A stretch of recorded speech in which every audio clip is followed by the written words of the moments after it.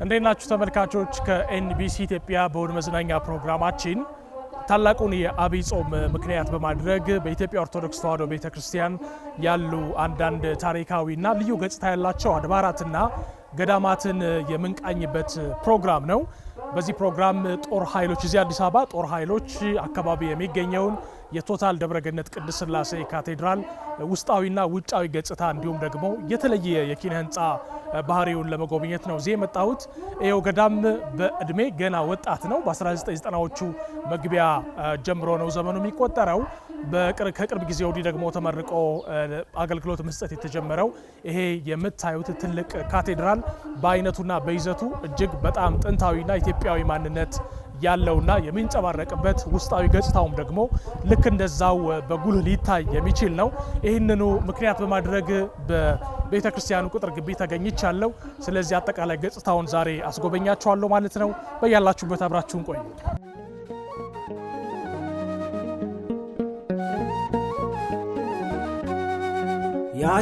እንደምን አሉ አባ? እንደምን አለ ልጅ? ናኖት እንደምን ሰነበት? እግዚአብሔር ይመስገን። እግዚአብሔር ሎሌ ባረክ ዋስተስሪያን ማይሰራ ኃጢአት እግዚአብሔር ፍታ እግዚአብሔር መጋቢ ሐዲስ ዲበኩሉ በላይ ይባላል። የዚህ ቤተክርስቲያን አስተዳዳሪ ነኝ። በጣም ጥሩ። የባህልና ቱሪዝም ከፍተኛ የቅርስ ባለሙያዎች ነው ለመጀመሪያ ጊዜ ስለዚህ ቦታ የነገሩኝና ከተማ ውስጥ ካሉት እና በቅርብ ጊዜ በአዲስ ተሰርተው ለቱሪዝም ከፍተኛ የሆነ ምቾት ካላቸው አብያተ ክርስቲያናት አንዱ ይሄ ካቴድራል እንደሆነ ሰምቻለሁኝና እስቲ ዞር ዞር እያልን እንጎብኘው። እርስዎም አጠቃላይ ታሪኩን የተመለከተ መግለጫ ይስጡኝ። እሺ፣ በጣም አመሰግናለሁ። የዚህ ቤተክርስቲያን ታሪክ እንደሚታየው በ1993 ጳጉሜ 3 ቀን ነው እንደተመሰረተ ታሪኩ የሚያስረዳው። አሁን ላይ በጥቅሉ ወደ 24 አመቱን ያከበርን ጳጉሜ 3 ነው።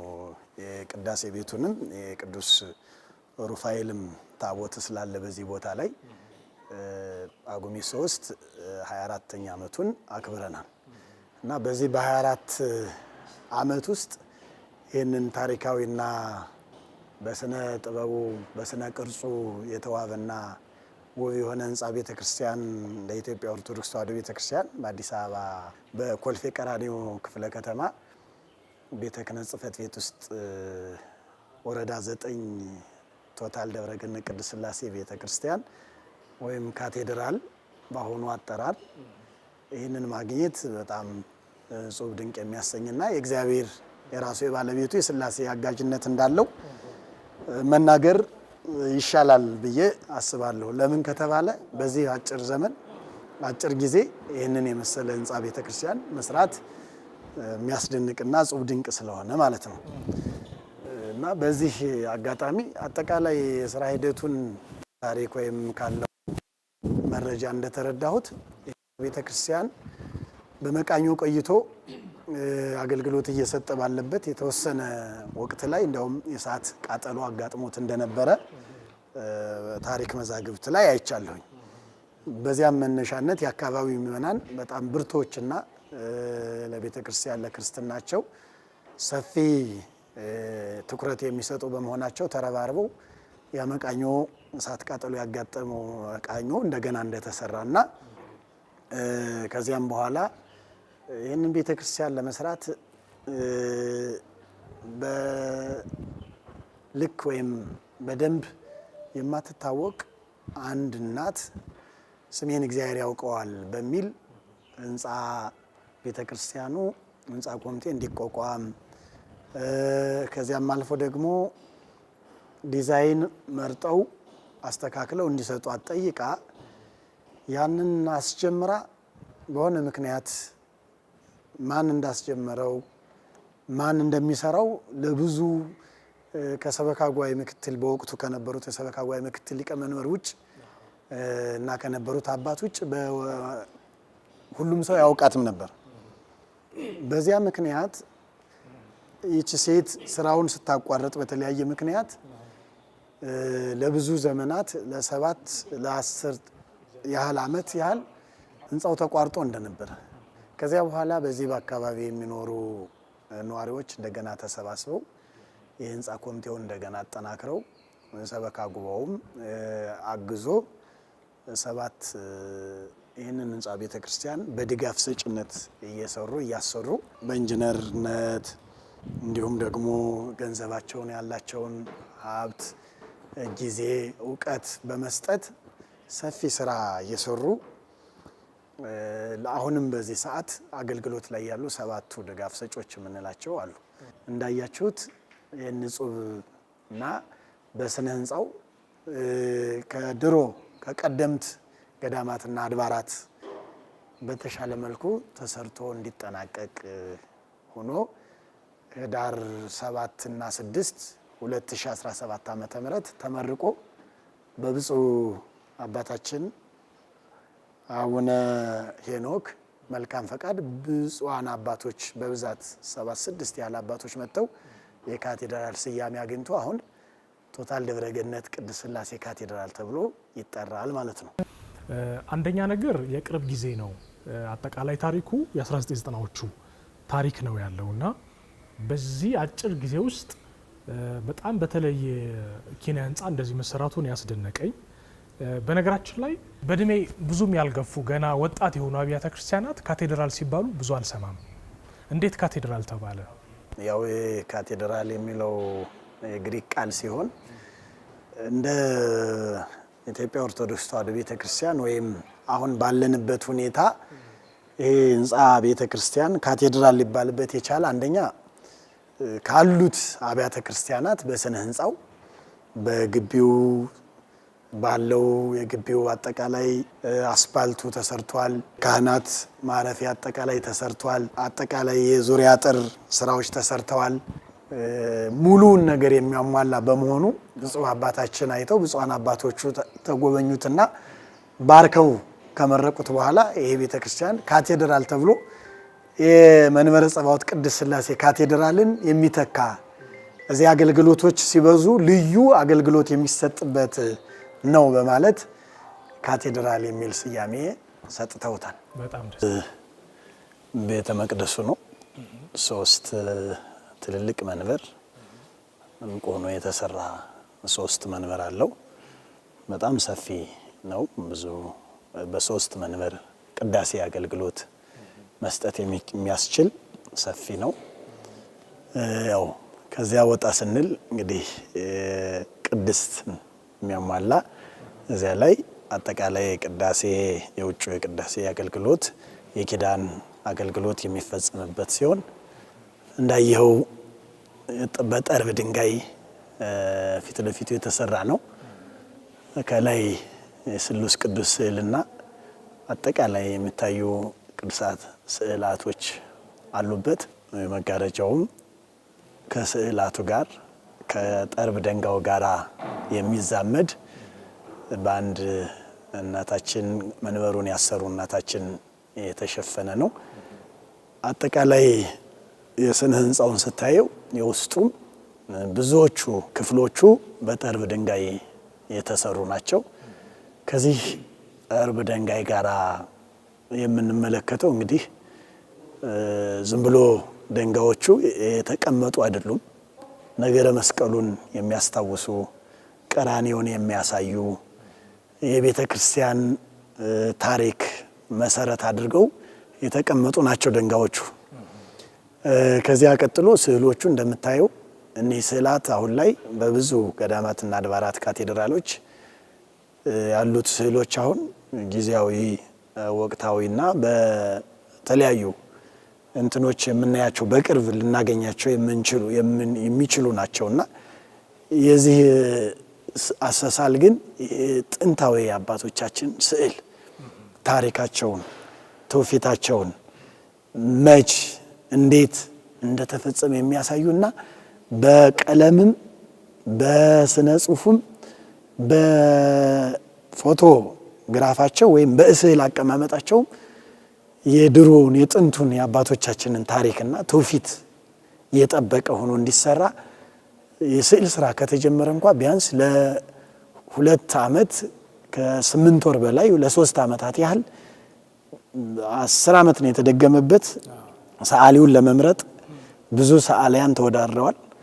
ከዚያ መካከል እግዚአብሔር የፈቀደለት ወንድማችን ሰዓሊ ዮሐንስ የሚባል ወንድም ነው። ይሄንን እየተሳለ ያለው በአንድ እጅ ነው። በአንድ እጅ እየተሳለ ያለ ገና አላለቀም ማለት ነው። እየተሰራ ነው ያለው። ወደ 800 ካሬ የሚሆን የስዕል ቦታዎች አሉ ገና ማለት ነው። አጠቃላይ ዶሙን ጀምረ ስታዩ ብዙ ቦታዎች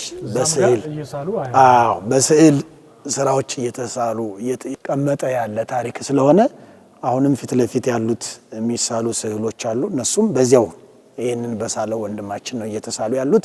ከስዕል አንጻር ስታየው እንግዲህ እንደምታየው ታሪካዊና የአባቶቻችን ትውፊት የቤተ ክርስቲያኗን ታሪክ አመጣጥ የቅዱሳኑ ከስላሴ ጀምሮ ያሉትን ስዕሎች ስታያቸው የእያንዳንዳቸው ትርጉም አቀማመጣቸው በሚገልጽ ልክ የተሰራና እየተሰራ ያለ መሆኑን ያው በምታየው ልክ መግለጽ ይቻላል። ክርስቲያን ልጅ በቤተ ክርስቲያን ውስጥ ነው ያደኩት። በሰንበት ትምህርት ቤት ውስጥ ነው ያደኩት። ጎን ለጎን ስዕል እንደዚሁ የቤተ ክርስቲያን ስዕል ከሚስሉ ሰዎች ጋር አባቶች ጋር እግር በእግር እየተከተልኩ ያንን ያየሁ ተማርኩት። የቤተ ክርስቲያን ስዕል የራሱ የሆነ የሥርዓትና እንትን አለው። አባቶች ያስቀመጡልን አሰሳል ዘዬ አለ። ኢትዮጵያ የፈርስት ጎንደርና ሰከንድ ጎንደር የሚባል አሰሳሎች አሉ። ያው ቀደምት ስዕሎች የነበሩበት ማለት ነው። እና ያንን ተከትለን ነው ጥንታዊ የቤተክርስቲያን ስርዓትን ተከትለን ከዘፍጥረት ጀምረን ያለውን እስከ ዮሐንስ ራእይ ለማስቀመጥ ነው እንግዲህ እየሞከርን ያለ ነው። እና አሁን እየተቋረጠ ያለውን ጥንታዊ ቤተክርስቲያኖች በገዳማት የነበሩትን ያንን ለማስቀጠል ነው እዚህ እየሞከርን ያለ ነው። በጣም ደስ ይላል። ማለት በዚህ ጊዜ የጥንቱን ስዕል ለማስቀጠል መሞከር እና ደግሞ ለዛም ተመርጠን እዚህ ቦታ ላይ መስራት መቻላችን ያስደስታል።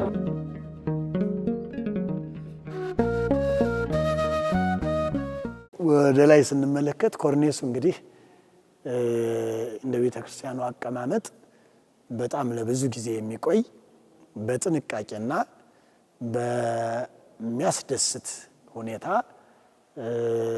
በንጹህ ማቴሪያል አውስትራሊያ በሚባል ማቴሪያል ነው የተሰራው። ይህንንም ብዙ ተደክሞበታል። አንድ ከሰባቱ ጓደኞቹ ጋራ ሰባቱ ድጋፍ ሰጪ የምንላቸው እንዳልኩ ቅድም ከነሱ መካከል አንድ አቶ ባህሩ የሚባል የቤተ ክርስቲያናችን ልጅ በሱ ኃላፊነት ነው የተሰራ። ሰባቱም ግን ሌሎች ህዝቡም በሐሳቡ በሂደቱ ያው ተሳተፈበት ሲሆን እንደምታየው የሚያስደንቅ ነው ተሰርቷል ማለት ነው። ሌላው የቤተ ክርስቲያኑን አቀማመጥ ስትመለከተው ቅድም እንዳነገርኩህ ግራውንድ አለው። በውስጥ በግራውንድ ውስጥ ቅድም ያልኩህ ቤተ መዘክር፣ ግምጃ ቤት፣ ክርስትና ቤት፣ ፍታት የሚፈጸምበት በጀርባ በኩል በቤተ መቅደሱ በጀርባ በኩል እዚሁ ግራውንድ ላይ ሆኖ እሱ አለ። ሌሎችም ለቤተ ክርስቲያኑ አገልግሎት የሚሰጡ ልዩ ቦታዎች አሉ ማለት ነው ግራውንድ ላይ።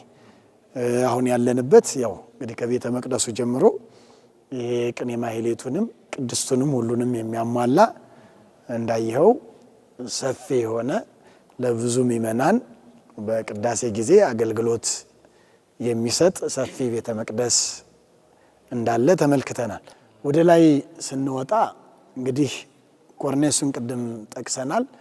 መብራቶቹ እንደምታዩ በብዙ አብያተ ክርስቲያናት የምናያቸው አይደሉም፣ ወይም በየቤቱ የምናያቸው መብራቶች በትልልቅ ሆስፒታል ሊሆን ይችላል፣ ሆቴል ሊሆን ይችላል የምናያቸው መብራቶች አይደሉም። ተመርጠው እንደው ለቤተ ክርስቲያኑ አረጋቸውን ስታያቸው ዝቅ ብለው የሆነ ክብ ሰርተው በጣም የኛውን መብራት ስታዩ በጣም ልዩ ነው። ከፍተኛ የአንዱ እንኳ ዋጋ በትንሹ ከ1.5 በላይ የሚፈጅ መብራት ዋጋ። አዎ የዚህኛው የዋናው ዶም ላይ ያለው ከዚያ በላይ በሚፈጅ ልክ እንዳጠቃላይ ወደ 10 ሚሊዮን ከዚያ በላይ የፈጁ መብራቶች አጠቃላይ በውጭም በውስጥም ከቤተ መቅደሱ ጀምረው ከውጭ መጥቶ ተገጥመዋል።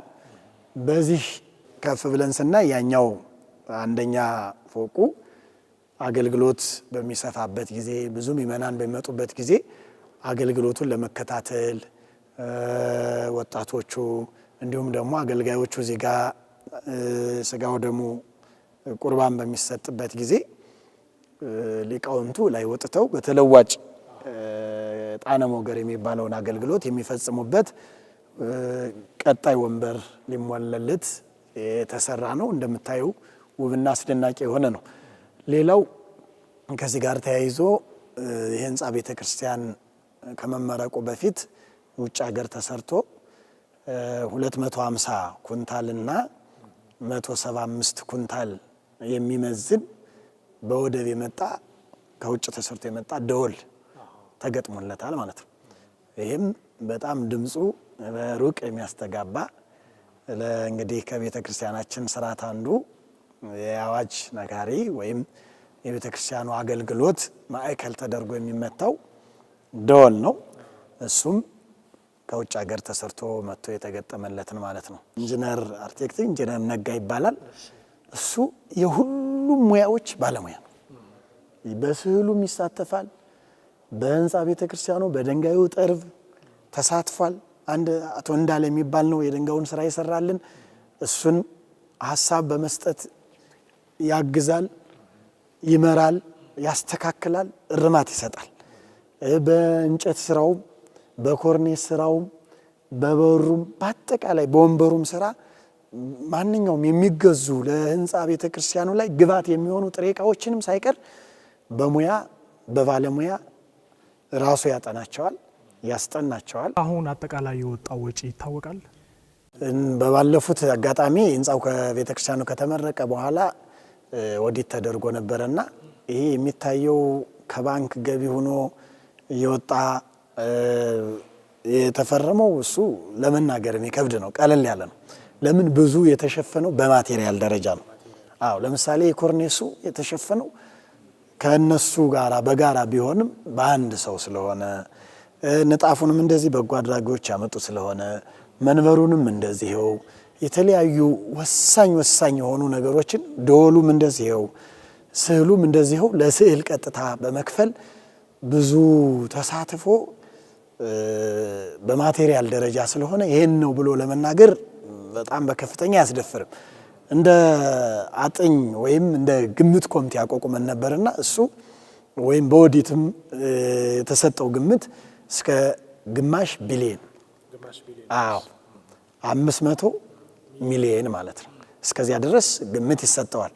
ለምን ከተባለ አጠቃላይ ከህንጻ ቤተክርስቲያኑ ውጭ እንኳ የግቢው አስፋልት አሁን ከ20 ሚሊዮን በላይ በሮቹ አጠቃላይ ዙሪያው አጥር ግሪን ኤሪያው ጸበል ቤቱ እነሱን በአካልም እየጎበኘን ማየት እንችላለን። ከዚህ አንጻር ሰፊ ግምት የሚሰጠው ነው እንጂ ይሄን ያህል ነው ብለን በጽሁፍ የሰፈረ ነገር ለመግለጽ በጣም እንዳይ መንገድ የምጠይቀው ጥያቄ አብዛኞቹ ገዳማትና አድባራትን ሳይ ውስጥ ላይ ማያቸው ስዕሎች በጣም ይገርሙኛል እና የስዕሎቹ አደራደር እና የምናየው መጽሐፍ ቅዱሳዊ ታሪክ እንደ ቤተ ክርስቲያናቱ ምርጫ ነው ወይስ ራሱን የቻለ ህገ ቤተ ክርስቲያን አለው? ለምሳሌ እዚህ ማየው የስዕል አሳሳል ጥንታዊነቱን እንደነገሩኝ ሁሉ ይዘቱስ የቤተ ክርስቲያኗ ምርጫ ነው ወይስ ደግሞ ራሱን የቻለ ስርዓት አለው? ስዕል ማለት በምናብ የምንመለከተው በውስጣችን ያለን መንፈሳዊ ስሜት አጉልቶ የሚያሳየንና አጽንቶ የሚያኖርልን አንዱ ስዕል ነው። ስዕል በቤተ ክርስቲያናችን ዝም ብሎ በዘፈቀደ የሚሳል የሚቀመጥም አይደለም።